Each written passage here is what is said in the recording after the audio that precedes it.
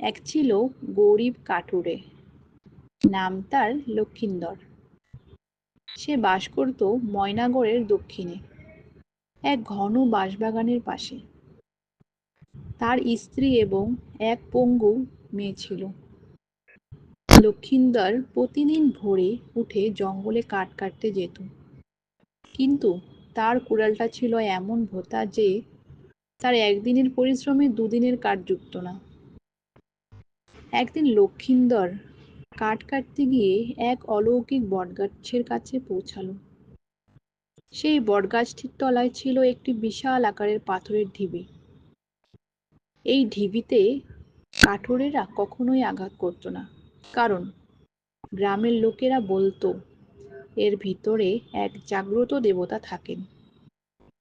লক্ষিন্দর যখন সেই ঢিবির পাশ দিয়ে যাচ্ছিল, তখন তার ভোঁতা কুড়ালটি হঠাৎ ছিটকে গিয়ে ঢিবিতে আঘাত করলো।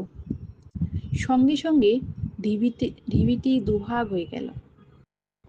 লক্ষিন্দর ভয়ে কাঁপতে কাঁপতে দেখল পাথরের ভিতর থেকে বের হয়ে এলো একটি আশ্চর্যজনক লাউ।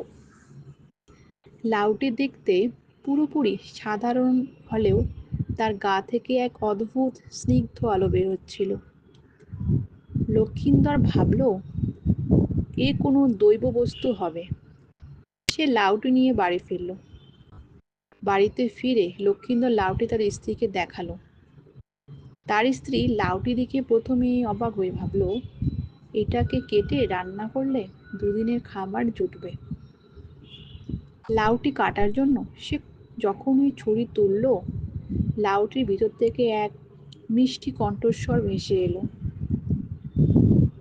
আমায় কাটবেন না, আমি আপনাকে সাহায্য করতে এসেছি।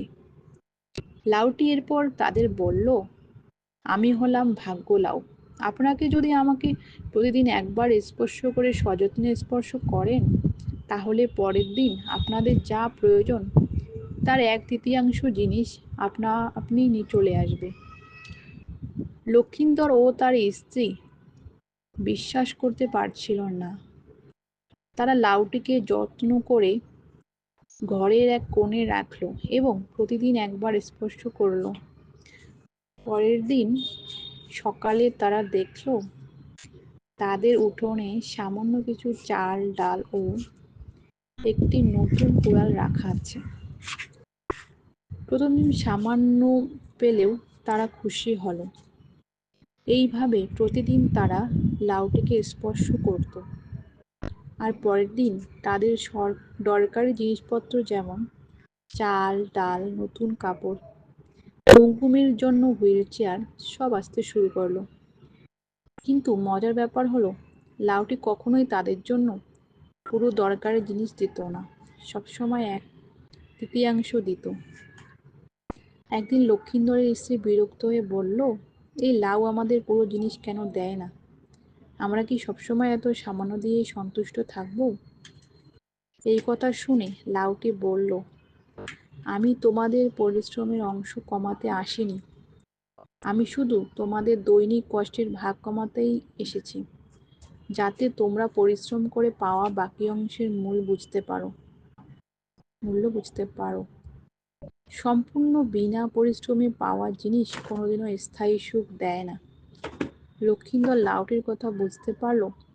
সে আগের মতোই কাঠ কাটতে যেতে লাগলো, কিন্তু এখন তার হাতে ছিল নতুন কুড়াল, আর বাড়িতে ছিল কিছুটা স্বাচ্ছন্দ্য।